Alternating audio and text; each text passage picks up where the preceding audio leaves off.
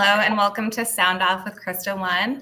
With System One, I'm your host, Krista Kornchuk, and today we're going to discuss how and when to negotiate salary, benefits, and compensation. Before we get started, just a few words about System One. System One is a leading provider of specialized, highly technical outsourced services and workforce solutions to critical infrastructure, technology, life science, and government sectors, putting more than 650 employees and 9,000 contractors to work in the US, Canada, and the UK. During our live stream, make sure you comment and tell us where you're coming from. Also, drop a comment if you have any questions relevant to today's topic. Before we get started, we are going to learn about hot jobs from our panel of experts. You can learn about any other jobs at jobs.system1.com or by scanning the QR code in the corner. Matt, let's start with your hot job. Hey, thanks, Krista. Yes, so Matt Ruby, Director of IT Services here in Tampa, Florida. Been with System One now 4.5 years. And our new hot job, it just opened up this week. It's an urgent opportunity for a senior project manager based in Tampa for a Fortune 100 company. It's a 12-month contract with potentially to go up to 3 years. It's part of their global digital acceleration project. It's pretty exciting where you have to have a passport for this job. You could go to Canada, some of their locations, or even to South America. So that is a requirement and willingness to travel. Obviously, all those expenses will be paid by the company. But 10 plus years of international or high-level project management, specifically with ERP systems, SAP, Workday, Oracle, et cetera. So they're looking to interview next week, urgently get offers approved. So this will move very, very quickly, and just looking forward to make this public announcement on a Friday before the weekend. I'm sure we'll get a lot of interest next week. Yeah, hi, Krista. My name is Zach Shaw, and I am the VP of Business Operations for ALTA IT. Been with ALTA for about 4 years now, and the opportunity that we are hiring for right now that I like to highlight is actually an internal position with ALTA, Business Development Manager role in our headquarters in Rockville, Maryland. So we had a great year in 2022. We're looking to continue our growth by acquiring some new clients. So we're looking for an experienced business development manager to come in and help build new clients. So folks with experience in IT staffing or IT services or really just staffing, we'd love to talk to. So please feel free to reach out. Hi, everyone. I'm Colleen Losowitz, recruiting manager for Joule's national accounts team. Our team focuses on contract staffing for positions within the life sciences field. I've been with Joule for a little over 3 years now, and I'm based out of our Edison branch. Today, I'd like to highlight an exciting opportunity that we have with one of our global pharma clients in the Devens, Massachusetts area. This is actually a hybrid contract compliance specialist position and will act as a lead investigator. Responsibilities include managing resolution of deviations, root cause investigations, and CAPA management. They are looking for candidates who have a bachelor's degree in the life sciences, 1 to 4 years of experience with quality investigations, and experience utilizing formal root cause analysis tools. So they are looking for candidates to interview and start as soon as possible. So if you're interested, please connect with me on LinkedIn.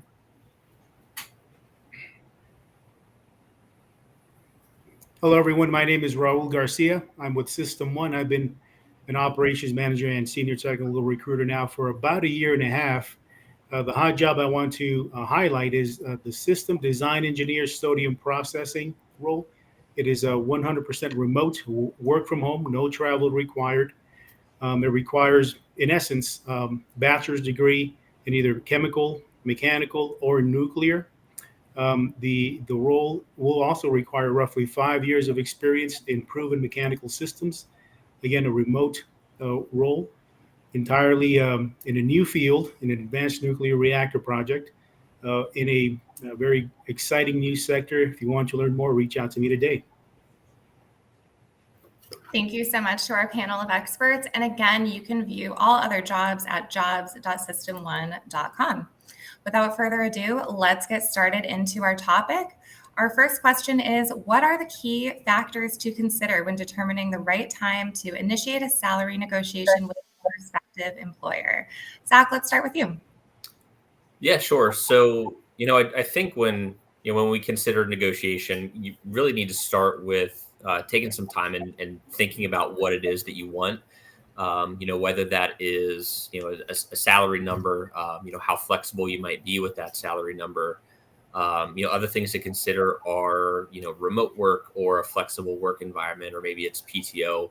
But really spending some time to think about those things and really understand what it is you're looking for, so that when the conversation comes up, you're already prepared for that and prepared to have that conversation. That's where I really think that the negotiation piece starts, is really just evaluating what you're looking for. Yeah, and I think to kind of pivot off of that, I think once you get into the interview process, you want to avoid salary negotiations early on, because the interview process is your time to shine and show your abilities. So I think the best time to start talking about salary or benefit packages is after the job offer has been made. Because if you do talk about salary maybe too early on, you could potentially end up selling yourself short. However, I will point out, if you are working with a recruiter during their initial screenings, it's best to let us know a range or a minimum that you're looking to target, so that we can pinpoint the right opportunity for you. And then that way, if you have a little bit of flexibility within salary or perks, it'll just open up the pool of opportunities we can send to you. Absolutely. And I think recruiters can help you in that preparation process. With our second question, could you provide insights into the different components of compensation packages, such as base salary, bonuses, stock options, and benefits, and how they can be effectively negotiated? Matt, let's start with you. Yeah, there's just so many components to it. I know as people looking for jobs, or in any realm, I'm in IT specifically, that everyone just thinks it's salary and PTO. And there's just so many different variances to make sure, bang for your buck working from home. There's hybrid now. If you're with a privately held company, or if it's a publicly traded company, there's stock options, investing, and all of these things that go into it.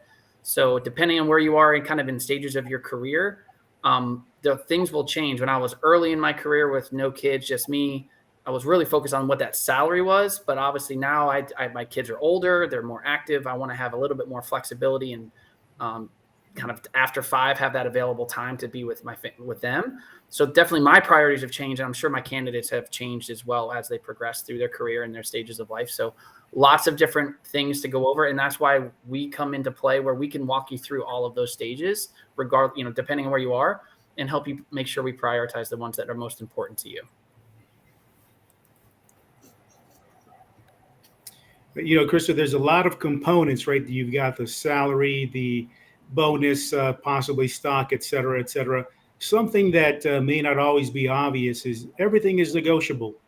You can use this as an opportunity to discuss conference. Some of our employees are members of certain entities, and there's an annual conference or two here and there. You can negotiate that into your offer. Will you pay for my travel and for the 1 or 2 days of me at the conference? Or maybe it's a membership fee, or materials that are necessary to retain or to improve upon that certification, or something along those lines. Again, everything's negotiable. Don't restrain yourself to just the basics of salary and bonus and such. Yeah, and Krista, I think to Raul's point in terms of limiting yourself, contract roles typically offer higher hourly rates because PTO, stock options, things like that may not be offered in those compensation packages. Direct hire roles may calculate all of those things into their offers. So you may not want to limit yourself in that regard, because the opportunity that comes with a contract role, the experience that you'll gain, definitely can be a really great opportunity. So kind of weighing out what works best for your situation, going back to Matt's point, will definitely be key when you're kind of negotiating all of your offers. Absolutely. Yeah. Thank you for touching upon the components. I think it's often overlooked and people just focus on salary. For the third question, what strategies can professionals use to research and gather accurate information about industry standards, salaries, and compensation benchmarks before entering negotiations? Colleen, we'll start with you. Sure. I think consistently researching the salary ranges in your industry is key here. The market is ever changing, the economy is ever changing. So salaries are reevaluated all the time. So, using websites that are easily at your disposal, like Glassdoor, PayScale, things like that, they're great tools for a quick assessment. However, those assessments aren't written in stone. So just going into the process with an open mind and evaluating what the range might look like company to company or job to job. And then also partnering with us as the experts. We're very well versed in what the market is offering right now. So we can definitely guide you in the right direction. Yeah, Colleen, I completely agree with what you're saying there. And when you look at tools like PayScale or Salary.com or something like that, in a lot of situations, they're going to show you like different percentiles within that given like job title or something like that. So you've got to really look at that entire pay range there to really understand what you might be able to consider, what you might be able to be offered. A lot of times we'll see candidates look at the very top end of that range. And, ideally we can get everybody the top end of that range. But the reality is, in a lot of situations, our clients are probably offering somewhere towards the middle. So your recruiter can certainly help you negotiate there. So I would absolutely lean on those recruiters who have, the real-time market knowledge to better understand what that range might look like. Yeah, Zach, that's exactly where I was going to go. A lot of the data that HR or talent acquisition companies or groups are using is 2 to 3 years old.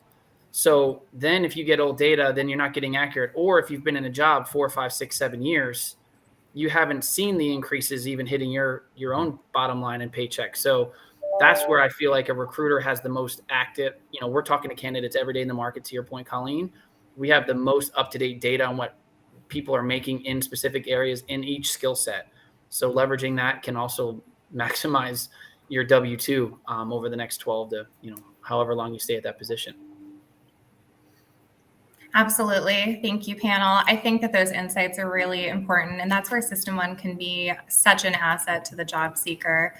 Are there any specific differences in negotiation tactics between entry-level positions and more experienced roles, and how can candidates tailor their approach accordingly? Raul, we'll start with you. It's a good question, Krista. For someone who's fresh out of school or maybe has 1 or 2 years of experience, I think humility is going to be key. Not everyone gets to have everything that they want with limited experience.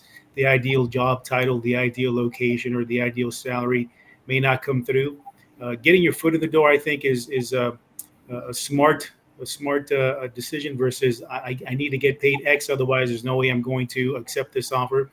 Whereas if you've got, say, 20 years of experience in the field or building a company or varieties of companies, then you can, as I said, as I've thought previously, you can throw your weight around just a bit. Not that you need to be a jerk or make demands, but you've built, you've started, you've initiated, you've been part of exciting things for a couple of decades, and you've got some experience, and that would merit you being able to be a bit more demanding, a bit more capable in getting that title or that location or that salary that you have in mind.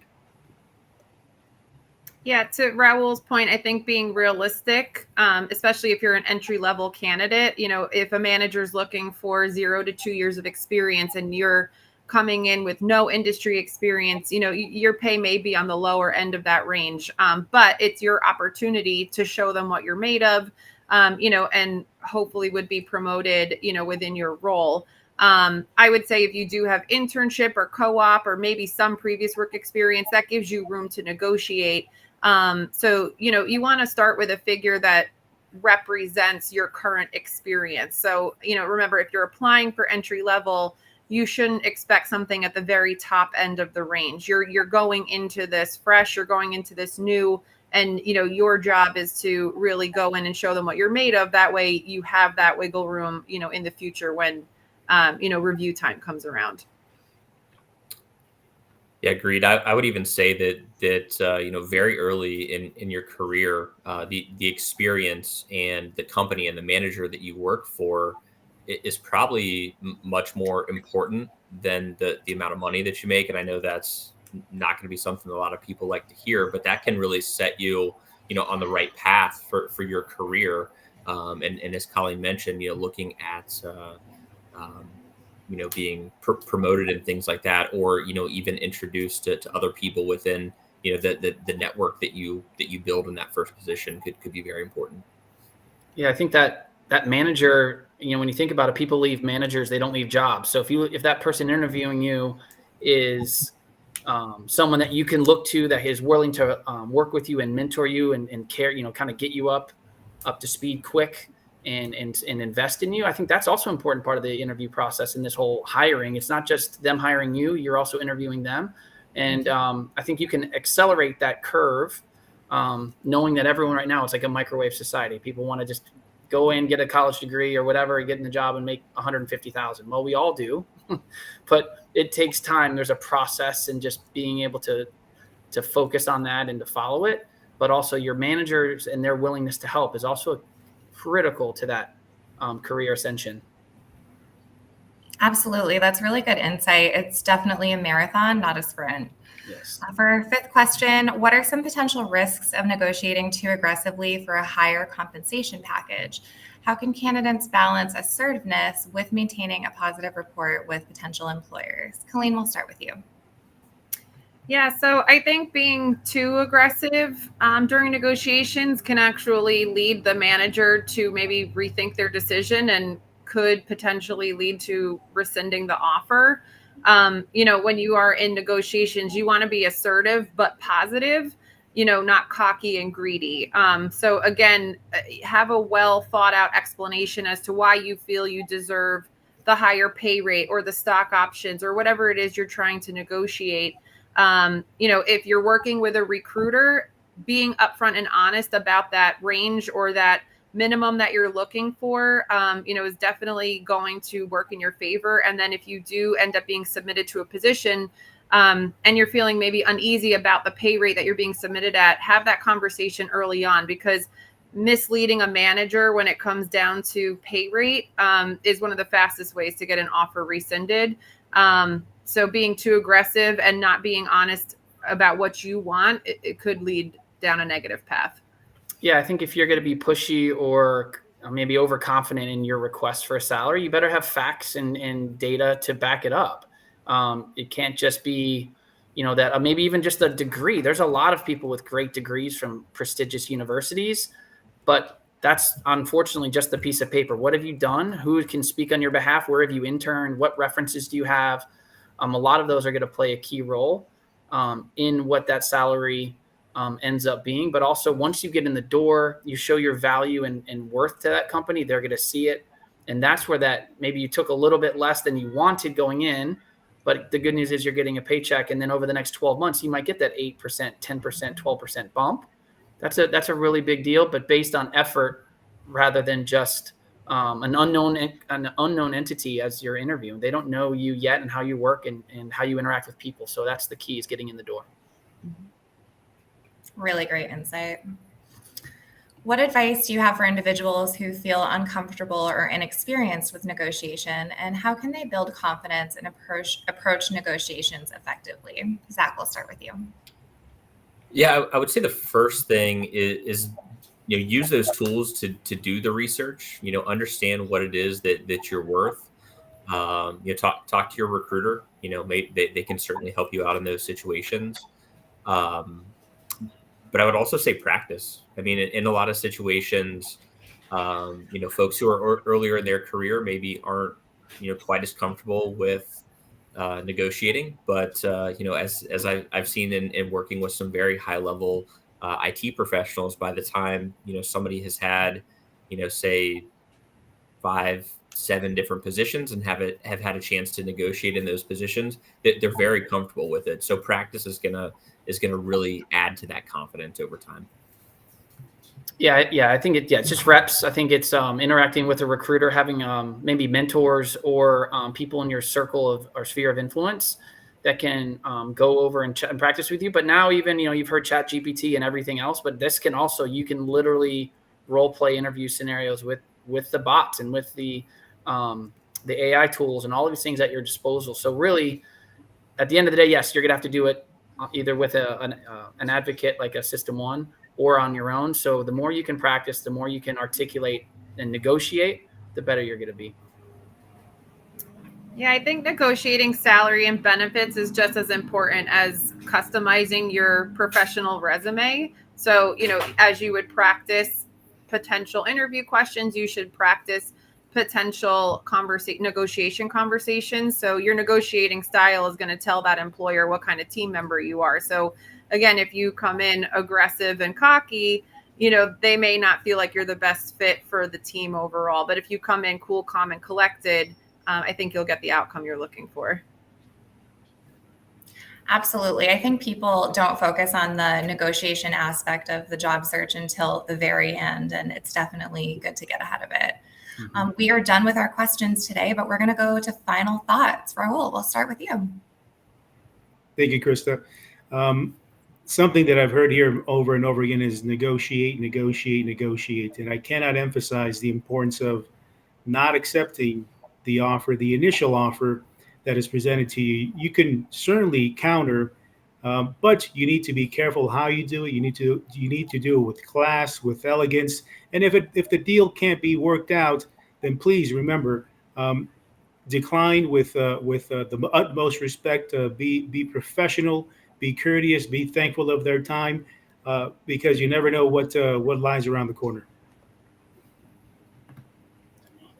Yeah, agreed. Raul, I think we mentioned this in our pre-call planning. I had someone that interviewed for someone 10 years ago.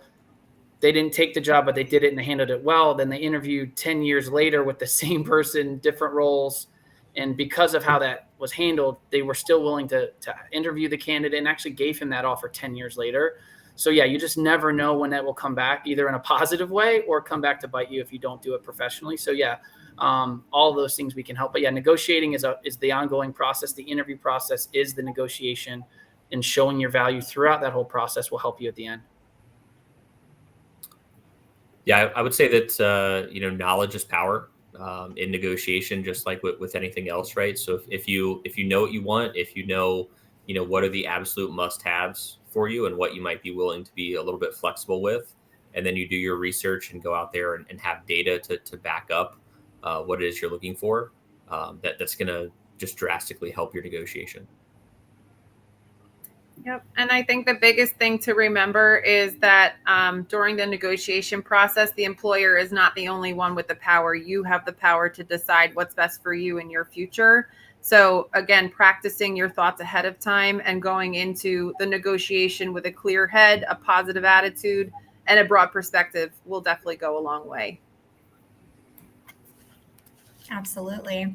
That's it for today. Thank you so much to our panel of experts, and thank you for everyone that joined in and commented. We are going to be having Sound Off with System 1 the first and the third Friday of every month. Tune in for more job seeker topics. Our next episode is going to be Friday, September 1st at 2 p.m., and we are going to go over how to write a technical resume. Make sure you connect with us on LinkedIn. By following us, you are automatically entered to win an Oculus Quest 2, and also subscribe to our YouTube channel. Thanks again, and we'll see you next time.